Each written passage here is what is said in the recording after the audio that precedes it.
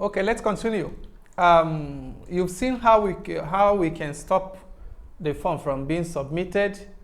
Okay, if the name field is empty. Okay, we use this header location. Okay, to keep it, to make it to stay. Okay, on this particular index page, if this name is empty. Okay, the next thing we are going to do now is we are going to code this in such a way that there will be a report, as in it will report an error, that there's an error. You know, when when one makes a mistake, you are coding. I mean, someone enters or someone forgot to enter and they just click, and you didn't see anything, nothing happened. The person may get confused. Or someone made a certain mistake and the person didn't notice that mistake. If the computer didn't report anything, the person will get confused. Okay, so you want it to report something. So how are you going to do it? You want it to report that that particular space is empty. Okay, the name field is empty. So how are you going to do it? So what you're going to quickly do here is that you're going to come here and create a variable.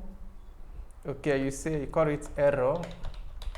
You say variable error equals to no name, maybe no name, something like that. Okay, good. Then now watch what will happen if we run this code right now. If I click on register now, watch look at the URL. You see that there's an error, no name. You see that error, no name.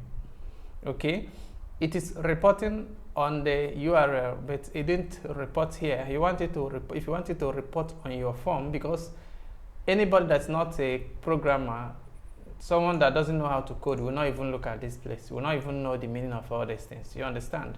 So you have to report it in a way that a novice will understand. Okay, good. Now what next are you going to do? You have to go to this place right now. Then know where you want it to appear. If you want it to appear below this, if you want the report to appear below this registration form, yes, you want it to appear here. Okay, then you have to create a PHP code there. Just create PHP code where you want the report to appear. Okay, so I want it to appear below the registration form. Then I will just add question mark PHP. Just I will open PHP script here, okay, and close it. Then here I will say if is set. Watch it. If is set. I believe you must have understood this. Say $_get. You are going to use $_get because you want to get what is at the URL. Okay, $get error. Okay, then you open and close this. So this is what you just did right now. You are asking PHP that let it check the URL. If there is any variable error set there, let something in this code happen. But if there's no variable error there, let nothing happen. That is what you just did right now. Okay, so once you click, the PHP will check the URL to see if there is something that is called error there. If there is, then it will now execute the code within. You get that? So the next thing you're going to do is that you're going to also say if is set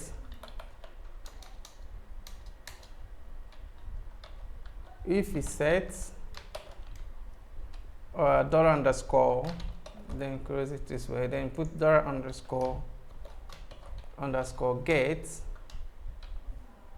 then you open this error. Just put it, make sure you put this error. I made a mistake, I didn't put this error in quote. It's so important you put it in quote like this. Okay, good. $_get error equals to, so you have to put equals to here this way, equals to, then you have to add no name. Remember the no name there, so important. Okay, equals to no name. Okay, then you now come down You say echo. You can now put what you want it to echo. Maybe you say the name field. The name field is empty.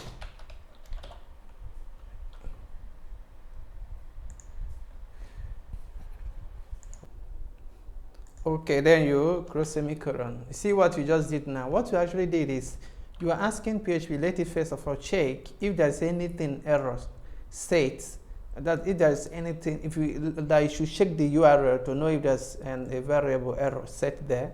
So if there is, then it will also come down and check if that variable there is equals to no name.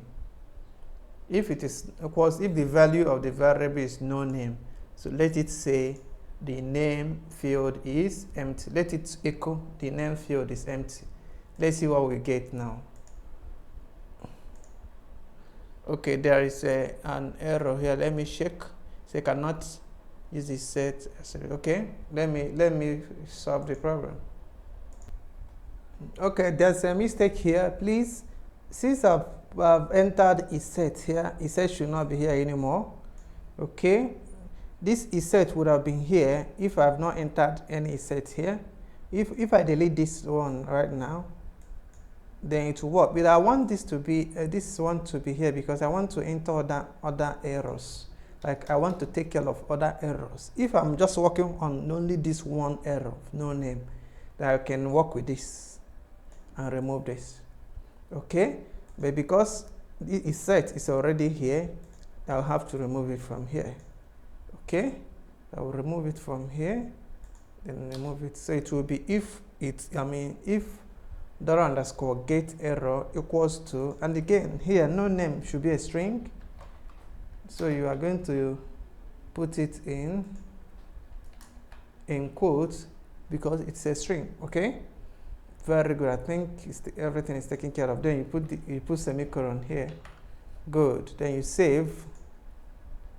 When you save, you run, you can now go here and check. Okay, you see. So that is no name. The name field is empty. The name field is empty. Like when you run, okay, let me remove this so that we check it again. So you see your form right now. When you click here, you see the name field is empty. And you see the no name here. You can decide to style this so that it will be, let's say, red. Okay, maybe you can come here. If you want to style, you can use HTML within PHP echo function. You can just say, maybe you make it a paragraph. Then inside the paragraph, you style. You say style equals to you can now put color.